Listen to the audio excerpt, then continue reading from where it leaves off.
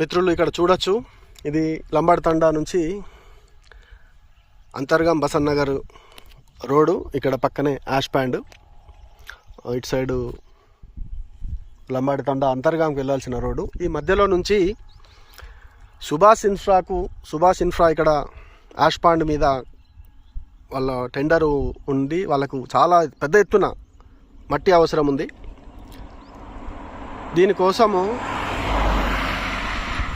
బ్రాహ్మణపల్లికి చెందిన మడ్డి తిరుపతి గౌడు, లంబాడి తండాకు చెందిన బుక్య శంకర్ నాయక్, సుభాష్ ఇన్ఫ్రాలో ఎంప్లాయీగా పనిచేస్తూ వీళ్ళతో మిలాఖత్ అయ్యి మిశ్రా అని ఆ సైట్ ఇన్ఛార్జ్, ఈ ముగ్గురు కలిసి ఇప్పటికే సుమారు 2 నుంచి 3 కోట్ల రూపాయల మట్టి వ్యాపారం చేసుకోవడం జరిగింది. ఇప్పుడు లోపల ఎక్కడైతే వాళ్ళు ఆ చెట్లు నరికి ఆ స్ట్రెంచెస్ అన్నీ భూగర్భ జలాలు పెంపొందించడానికి ప్రభుత్వము తవ్వించినటువంటి స్ట్రెంచెస్ ఏవైతే ఉన్నాయో ఆ ఏరియా అంతా మట్టి తీసి ఈ దారి గుండా సుభాష్ ఇన్ఫ్రాకు తరలించేటువంటి కార్యక్రమంలో భాగంగా ఈ సుమారు 3 నుంచి 4 కిలోమీటర్ల మేర రిజర్వ్ ఫారెస్ట్లో దారిని చేసుకున్నటువంటి గొప్ప కాంట్రాక్టర్లు వీళ్ళు. దీంట్లో ఫారెస్ట్ వల్ల భాగస్వామ్యం కూడా ఉంది అని నాకు అనిపిస్తుంది. ఎందుకంటే రిజర్వ్ ఫారెస్ట్లో ఒక చిన్న మొక్కను పీకినా సరే కేసులు అవుతాయి. కానీ 3 నుంచి 4 కిలోమీటర్ల దూరం ఒక రహదారి లాంటి దారిని ఏర్పాటు చేసుకున్నా కూడా ఈ ఫారెస్టులు కళ్ళు మూసుకొని అమ్యాలు చేసుకుంటూ వాళ్ళ పబ్బం గడుపుకుంటూ ఈరోజు రిజర్వ్ ఫారెస్ట్ను భ్రష్టు పట్టించినటువంటి పరిస్థితి నేను చూపిస్తా. నేను ఇప్పుడు ఈ దారి మీకు పొడుగుతా చూపించేటువంటి ప్రయత్నం చేస్తా.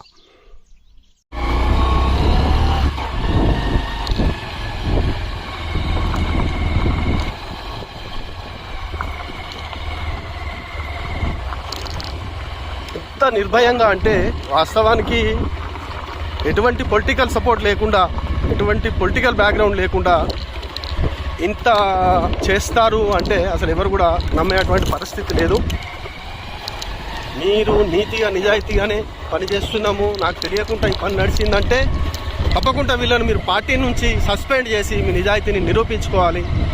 ఇంత అన్యాయంగా రిజర్వ్ ఫారెస్ట్లో నిర్భయంగా భయం లేకుండా వాళ్ళు వ్యాపారాలు చేసుకుంటున్నారంటే దానికి మీ సహకారం లేకుండా ఇది జరిగేది కాదు అని చెప్పి, ఎవరన్నా రైతు ఒక చిన్న చెట్టును కొట్టినా, ఒక చిన్న మొక్కను పీకినా కేసులు పెట్టేటువంటి ఫారెస్ట్ అధికారులు ఇలా కళ్ళు మూసుకొని తిరుగుతున్నారా? బీట్ ఆఫీసర్ కావచ్చు, సెక్షన్ ఆఫీసర్ కావచ్చు.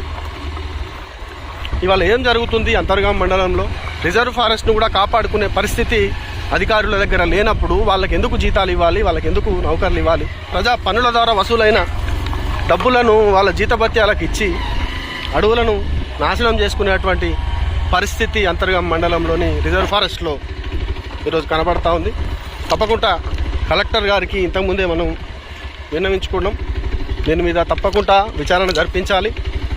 ఇదే కాకుండా ఈ రిజర్వ్ ఫారెస్టే కాకుండా ఇరిగేషన్కి సంబంధించిన SRSP 27L కెనాల్ కూడా సుభాష్ ఇన్ఫ్రా సంబంధించినటువంటి కంపెనీ వాళ్ళు ఎటువంటి పర్మిషన్లు లేకుండా వాళ్ళు ఇప్పటికే శిథిలమైన SRSP కెనాల్ ద్వారా వాళ్ళు అధిక లోడుతో లారీలు నడపడం వల్ల ఆ కెనాల్ పూర్తిగా చెడిపోయి రైతులకు నీరందనటువంటి పరిస్థితి ఉన్నది. గౌరవ ఎమ్మెల్యే గారు అన్నారు, నేను పాదయాత్ర చేయడం వల్ల ఇక్కడ లిఫ్ట్ ఇరిగేషన్ ప్రాజెక్టు వచ్చిందని. మీరు పాదయాత్ర చేయడం వల్ల వచ్చిందో లేదో నాకు తెలియదు, కానీ మీరు గెలిచే నాటికి 5% పనులతోనే 96% పనులు పూర్తయి నిర్మాణం పూర్తయినటువంటి లిఫ్ట్ ఇరిగేషన్ ప్రాజెక్టును మీరు ఓపెన్ చేయకుండా, ఆ రోజు బీఆర్ఎస్ పార్టీ గవర్నమెంట్ ఉన్నప్పుడు ఆకనపల్లి రైతులను కొంతమందిని ఎగేసుకొని వచ్చి 27L కెనాల్ దగ్గర ఆ రోజు NCC పైప్ లైన్ను పగలగొట్టి రైతులకు నీళ్ళు అందిస్తామని వాళ్ళని కేసుల పాలు చేసిన మీరు ఈరోజు మీదే ప్రభుత్వం ఉన్నది, ఈరోజు మీదే అధికారం ఉన్నది, మీరే ఎమ్మెల్యేగా ఉన్నారు ఇక్కడ. ఎందుకు ఈరోజు అధికారికంగా 27L కెనాల్ దగ్గర ఆ NCC పైప్ లైన్కి సంబంధించినటువంటి వాళ్ళను బీకి ఎందుకు రైతులకు నీళ్ళు అందివ్వలేకపోతున్నారు అని నేను అడుగుతా ఉన్నా. ఇవాళ ఆ ప్రాజెక్టుకి సంబంధించి లిఫ్ట్ ఇరిగేషన్ మురుమూరు అందించి ఎందుకు మీరు రైతులకు నీళ్ళు అందించే ప్రయత్నం చేస్తలేరు? సరే, అది చెయ్యకపోయినా ఎన్సీసీ పైప్ లైన్ పగలగొట్టి కెనాల్లో నీళ్లు నింపుతామని ఆ రోజు పైపులు పగలగొట్టిన మీరు ఈ రోజు ఒక వాలు పెట్టించి ఈ అంతర్గత మండలానికి సంబంధించిన రైతులకు సాగునీరు అందించి మీరు గొప్ప స్థానంలో నిలబడితే బాగుంటుంది కదా. ఇటువంటి నాయకులను పూర్తిగా అడవిలో రిజర్వ్ ఫారెస్ట్లో మధ్యలో ఉన్నటువంటి చెట్లను తొలగించి దారులు వేసుకొని సుమారు 2 నుంచి 3 కోట్ల రూపాయల మట్టి వ్యాపారం చేసుకున్న మీ అనుచరులకు మీ తోడు లేకుండా వాళ్ళు ఎట్లా ఈ పని చేయగలుగుతున్నారు? ఈరోజు మీరు ఏం చెప్తారు ప్రజలకు? రామగుండం నియోజకవర్గ ప్రజలకు మీరు ఏం చెప్పదలుచుకున్నారు ఈ విషయం మీద అని చెప్పేసి అడుగుతా ఉన్నాను నేను. చూడండి, పూర్తిగా నడి అడవిలో వీళ్ళు సుమారు ఒక్క రోజు కాదు, కనీసం ఒక 10 నుంచి 15 రోజులు 2 మిషన్లు పనిచేస్తే కానీ ఈ దారి కాదు.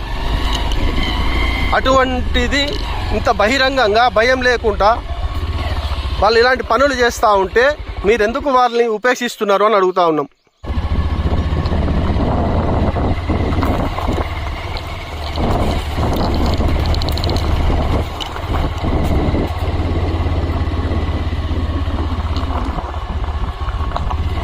రహదారి కూడా ఇంత వెడల్పుగా ఇంత నీట్గా ఉండదేమో.